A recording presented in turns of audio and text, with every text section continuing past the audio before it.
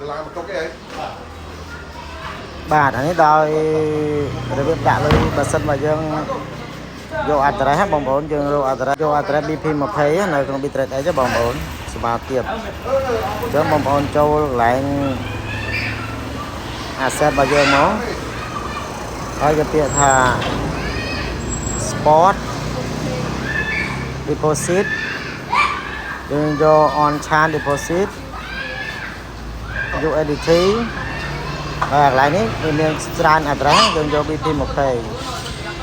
បាទនេះ BP20 ហ្នឹង Binance Smart Chain ណាបងប្អូនដល់ពេលតែប៉ុណ្ណឹងrồiយើងដាក់លុយចូលហើយបងប្អូនចូល transfer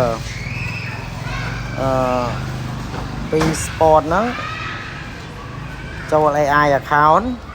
យើង transfer រួចហើយបងប្អូនចូលទៅ AI account ម្ដងទៀត